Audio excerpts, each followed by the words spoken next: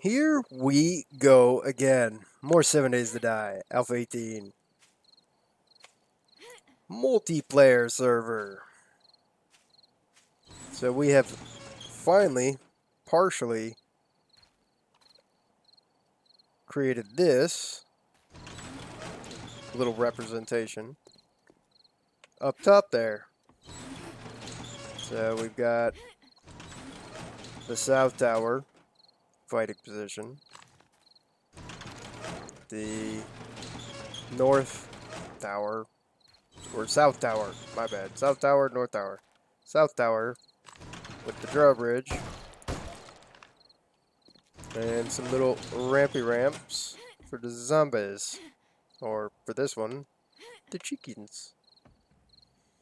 Added some SMG turrets up front here, controlled by motion sensors, and you can hear them going on and off.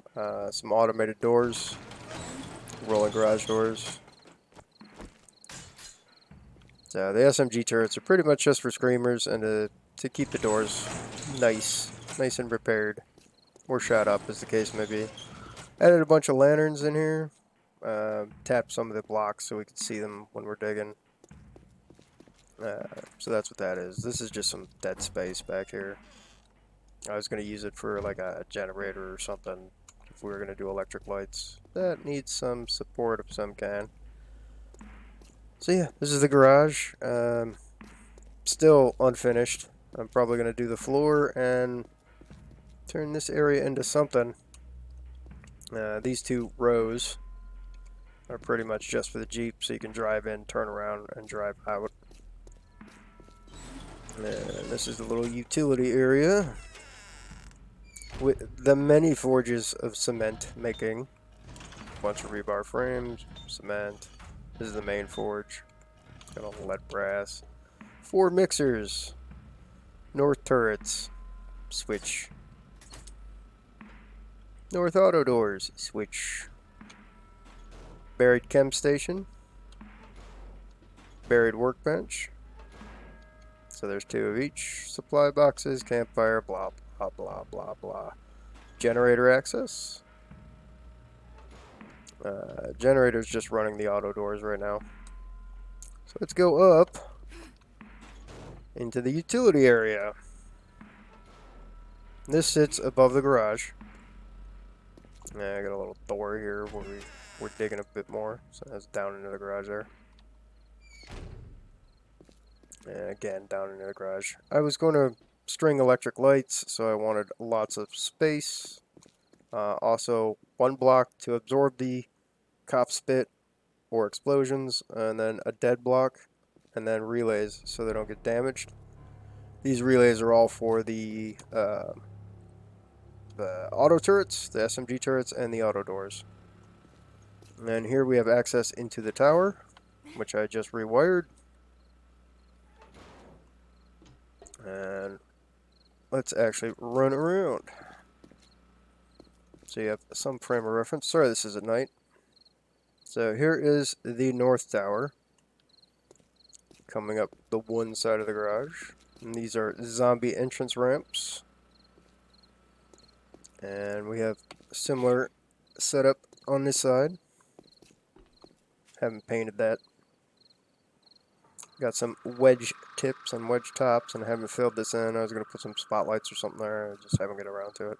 Been doing a lot of other stuff. Got a little repair access area for some of the blocks that have been doubled up. That's all that is, just dead space. And so here we have the red carpet. And we've done some wedge bottoms for the walkways with concrete poles, 4 of them, to create that look. So they're centered on the walkway. So it looks structural.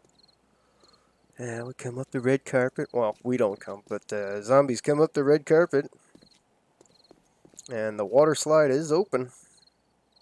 And they go, and down in the water. Get stuck and mill about in here. Like I'm stuck. There. Jump animation. And back up. So this is a powered garage door that's installed above the water slide. And on this side we also have some wedge tips and wedge tops.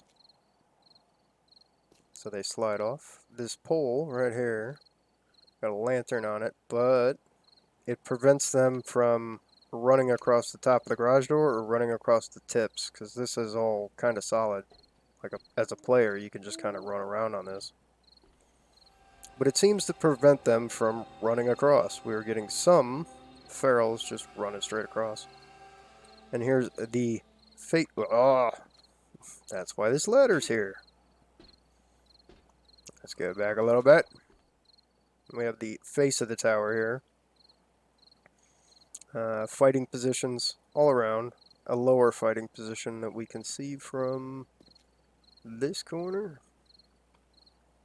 You can see we shaved, or raised shaved, a little bit off of there. So from that spot right there, you can actually see around the corner to where the zombies path. And then up here, some just silly wooden hatches. Absorb some cop spit so you can do one of these numbers while you're in here. Oh, we have some visitors. Hi, buddy. Thanks for showing up. Get to demo the place. And he jumps out. And he goes back up. And he goes back around. Thanks, buddy. You're so helpful. Let's see where to put switches. We can close the garage door if we have someone that wants to do some melee. And then if it gets to be too much, we'll just turn it back off. Thank you for your service, sir. We've got some murder holes around the tower. You can see the shaved bit right there. Oh no. What are you doing? What? He just ran straight through the door? Okay. So they were closed, but not closed. Interesting. So he must have jumped off. We've had some problems over here with zombies trying to jump to the bridge abutment here. That's super secret project. We're not going in there today. But tower has a couple neat little functions. This is just kind of batting down the hatches so you're not getting shot in the back with cop spit from the hill there. But while we're just kind of playing around or whatever, get some pretty nice views. I mean, you can't see much of anything because it's night, but some decent views from the tower here. Let's close that again. Nope, nope, nope. I just rewired this, I'm sorry. So I got a whole bunch of spider webs because our battery bank and solar panel and the relays were getting knocked about. So we've added some hatches to cover up the relays and added dead space around the relays so they're not getting beat up. And this is where I sit with the two junk turrets. Or I just put them up there and then get out of the way, rebar frames. And come on down here to the lower fighting position. So you can see the red carpet in all of its glory.